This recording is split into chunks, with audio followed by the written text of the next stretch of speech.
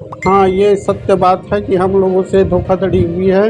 वो भी 25 लाख लगभग 25 लाख रुपए की धोखाधड़ी हुई है। ये हम लोगों के लिए कोई छोटी मोटी रकम नहीं है। कौन शख्स है जो आपके साथ ऐसा कृत्य किया है? थोड़ा विस्तार से बताइए, सब जनता जी जानना जी, चाहती है। नीले शर्ट में जो व्यक्ति दिखाई दे रहा है, ये भाई बड़े भैया सांसद चंद्रशेखर आजाद जी के साथ में जो दिखाई दे रहा है, यही नरोत्तम कुर्रे है। आप ढंग ठीक से पहचानिए और इसको बिल्कुल बारीकी से अध्ययन कीजिए। बिल्कुल अंगूठा छाप है, पढ़ा लिखा व्यक्ति नहीं है और यही व्यक्ति है। अब आप क्या चाहते हैं? इस न्यायालय में लंबित है और समाज के लोगों से आप क्या चाहते हैं? ये संविधान है, इसमें ये संविधान है। ये जो संविधान में कहीं नहीं लिखा है बाबा साहब डॉक्टर भीमराव अम्बेडकर जी कि समाज के व्यक्ति द्वारा समाज के ऊपर कोई अन्याय अत्याचार करेगा तो चुप रहना है, ऐसा कहीं नहीं लिखा है। मैं छत्तीसगढ़ के लोगों को मैं यही आह्वान करना चाहता हूँ कि समाज में हो रहे गंदगी और गंदगी फैलाने वाले को उखाड़ के फेंकना चाहिए। और ये भीम आर्मी के नाम से बड़े भैया हमारे चंद्रशेखर जी के नाम को बदनाम करने के लिए लोग ऐसे लोग इसमें घुसपैठ हो चुका है, ऐसे लोगों को उखाड़ फेंके।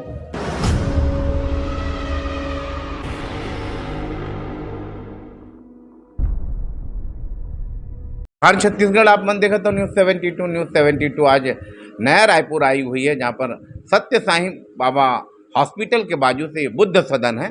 हमारे से जांगड़े जी जुड़ रहे हैं और सोशल वर्कर है। पूर्व में यहाँ आज़ाद भारत पार्टी से ये लोकसभा चुनाव लड़ चुके हैं। आइए हम उनसे गोट बात करेंगे। प्रीतम जी, सबसे पहले न्यूज़ 72 में आपका स्वागत। भाई बहुत बहुत बड़ा आपको भी स्वागत, क्योंकि हमारे यहाँ आकर के हमारे दुख दर्द को समझने का कोशिश किया, इसलिए आपको बहुत बहुत बधाई हो। जांगड़े जी, आपके साथ सुनने में आया है कि कुछ अनहोनी हुई है, आपको छला है, क्या है? थोड़ा आप भी विस्तार से बताइए किस प्रकार से आपके साथ धोखाधड़ी हुई। जी हाँ, धोखाधड़ी मेरे से हुई है। मैं और ये मेरे पत्नी हैं। परिचय देकर बताएं थोड़ा। ये मेरा नाम पीताम्बर जांगड़े, भीम आर्मी पूर्व कोषाध्यक्ष छत्तीसगढ़ एवं पूर्व प्रत्याशी रायपुर लोकसभा से चुनाव लड़ा हूँ। और रही सवाल जो आपने कहा कि धोखाधड़ी हुई है, तो धोखाधड़ी, हाँ, ये सत्य बात है कि हम लोगों से धोखाधड़ी हुई है। वो भी 25 लाख लगभग 25 लाख रुपए की धोखाधड़ी हुई है। ये हम लोगों के लिए कोई छोटी मोटी रकम नहीं है। हमारे जैसे जो लोग के मध्यम परिवार से बिलोंग करते हैं और ज़मीन बेचे हुए पैसा से ही धोखाधड़ी हुआ है, तो हम लोग काफ़ी इससे आहत हैं और काफ़ी निराश और दुखी महसूस कर रहे हैं। कौन शख्स है जो आपके साथ ऐसा कृत्य किया है? थोड़ा विस्तार से बताइए, सब जनता जानना चाहती है। तो मैं विस्तारपुर में बताने के पूर्व मैं पूरा परिचय ही बता देता हूँ कि जिस व्यक्ति ने मुझे हम लोगों को धोखाधड़ी किया है, ये देखिए, ये होम उषा डॉपलर्स ये प्रॉपर्टी डीलर का ऑनर है नरोत्तम कुर्रे, और इसके सही ले लिए और इसके ये पंजीयन है, उषा होम डॉपलर्स पंजीयन है। इसमें नरोत्तम कुर्रे जो ऑनर हैं, ये बगैर पढ़ा लिखा अंगूठे छाप व्यक्ति है और इनके पत्नी रेलवे पुलिस में रायपुर में कर्मचारी है, रेलवे पुलिस कर्मचारी है। और ये मूलतः निवास करते हैं मदाहापारा पुलिस कॉम्प्लेक्स के ऊपरी मंजिल 5वीं मंजिल में इसको अलाटमेंट हुआ है। और ये दूसरी जो ऑनर हैं ओम प्रकाश, ये इनके साथ सहयोगी है और ये जामली पाली कोरबा का निवासी बताया जाता है, लेकिन इसका स्थायी निवास नहीं रहता कि ये अपना निवास हमेशा बदलते रहता है। और इन लोग प्रॉपर्टी डीलर का काम करते हैं और कई जगह ये ऑफिस चेंज कर चुके हैं। ऑफिस का चेंज तब करते हैं लोग जब किसी व्यक्ति धोखाधड़ी करते हैं, उसके बाद इन सब संज्ञान में आने की कोशिश होता है तो ये अपना ऑफिस चेंज करके दूसरे स्थान चले जाते हैं। और मैं ये रहा, लेकिन फ़ोटो में मैं एक ही व्यक्ति के नाम परिचित दिखा रहा हूँ। ये जो है हमारे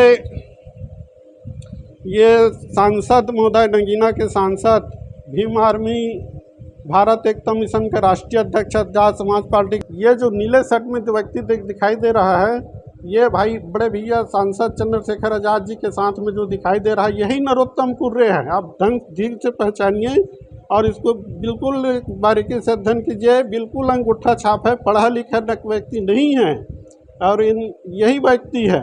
और इन्होंने संगठन के आड़ में, और ये फोटो चंद्रशेखर आजाद जी के मध्यस्थता के कारण इन्होंने अपने धोखाधड़ी का काम, जमीनी काम को और लोगों को धोखाधड़ी का कार्य करने में इन्होंने अंजाम देता है।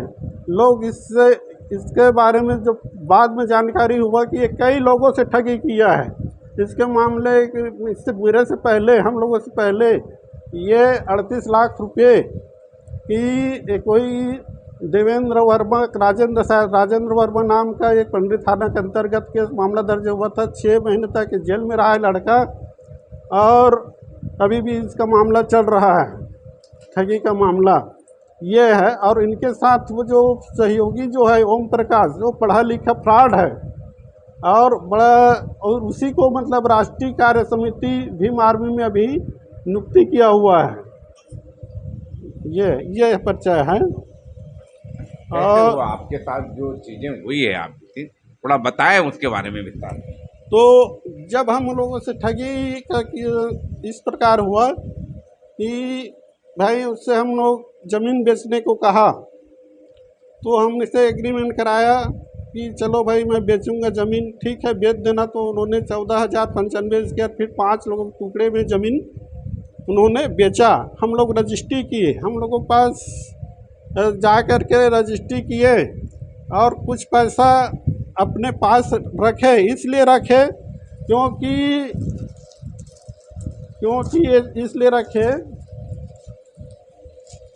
उन्होंने कहा कि ज़मीन के बदले बेच करके आपके लिए ज़मीन खरीदूंगा। एक एग्रीमेंट कराया कि ग्राम टोकरों में 5 एकड़ ज़मीन मेरे लिए खरीदने के लिए करवाया गया। ये भी चिट फंड कंपनी का फर्जी विवादित ज़मीन था। इसके बारे में जानकारी जब मुझे चला तो मैंने इस ज़मीन को लेने से इनकार कर दिया।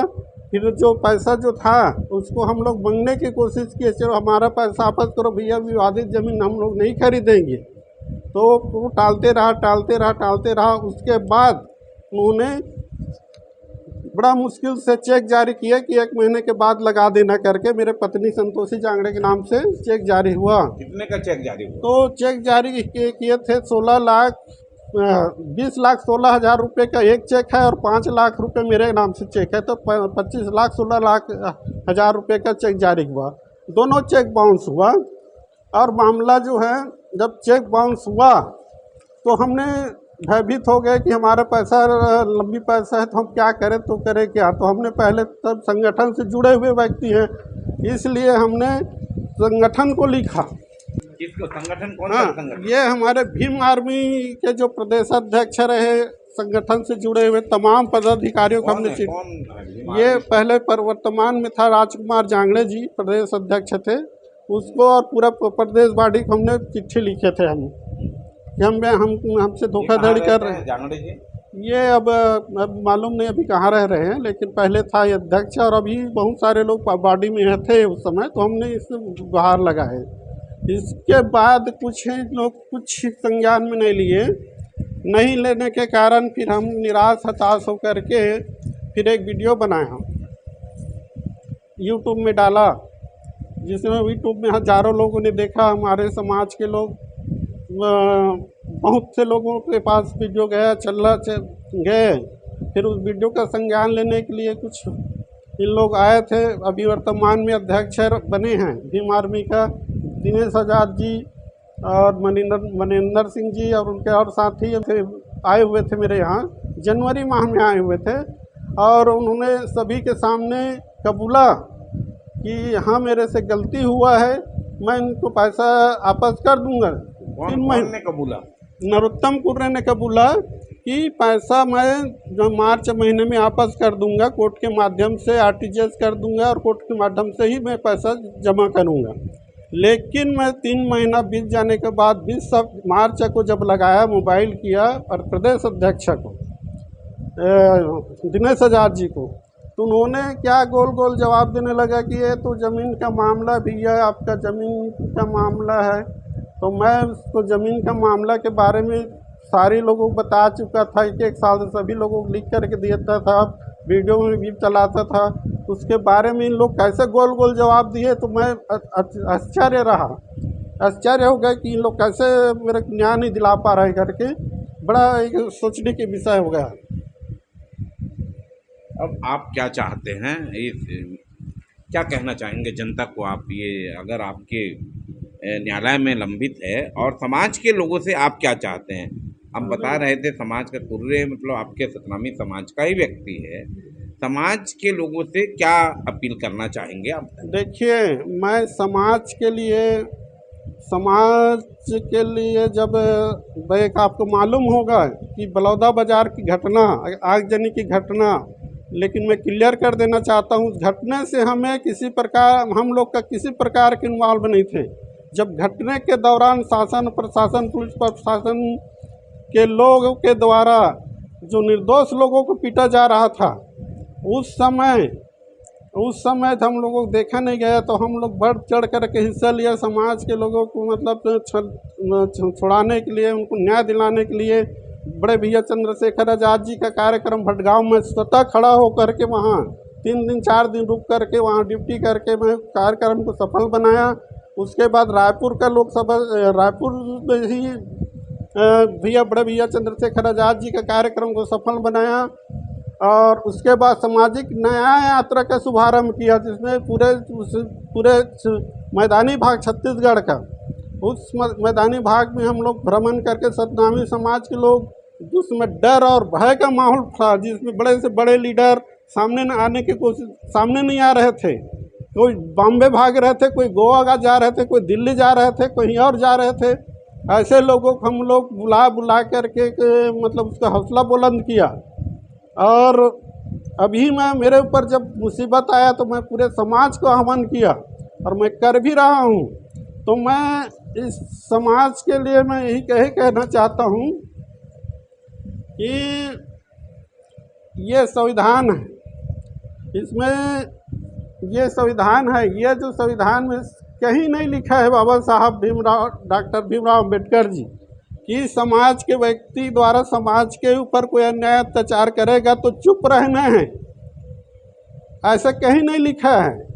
लेकिन यह भी उसमें ये चीज़ है कि मतलब समाज के लोग के ऊपर कोई दूसरे लोग यदि अन्याय अत्याचार करेंगे तो रोड पर उतर जाना, ऐसे भी नहीं लिखा है। इसमें संविधान अपराध है, और सभी के लिए न्याय के लिए लड़ाई लड़ना चाहिए। सभी लोगों को मतलब सभी के लिए लड़ाई के लिए मैदान में आना चाहिए। और तमाम संगठन, मेरे बारे में तमाम संगठन, सामाजिक संगठन, राजनीतिक संगठन, सभी लोग के पास मैं पहुंचा चुका हूं मेरे जो पर जो हुआ है धोखाधड़ी उसको, लेकिन किसी ने अपने जबान से मुंह खोलने की हिम्मत नहीं कर रहा है। मैं आश्चर्य हूं और मैं बिल्कुल निराश हताश हूं, और मैं बहुत मतलब मानसिक पीड़ित हुआ, हृदय रूप से मैं बहुत टूटा हुआ व्यक्ति हूं। और मैं आपके टीवी चैनल के माध्यम से मैं एक जागरूकता लाने के लिए कि लोग जाने कि ये नरोत्तम कुर्रे कौन है, और ताकि लोग धोखाधड़ी के शिकार और लोग को ना करें, और इसी धोखाधड़ी शिकार ना कर रोकने के लिए मैं इस टीवी चैनल के माध्यम, आपके माध्यम से जनता के बीच में लाना चाह रहा हूं। और साथ शासन प्रशासन को भी एक दायित्व तो बनता है, शासन प्रशासन को भी आप पुलिस प्रशासन से जाकर के खिलाफ कुछ आवेदन वगैरह दिए? जी हाँ, मैं और मेरे पत्नी 2 आवेदन किए थे।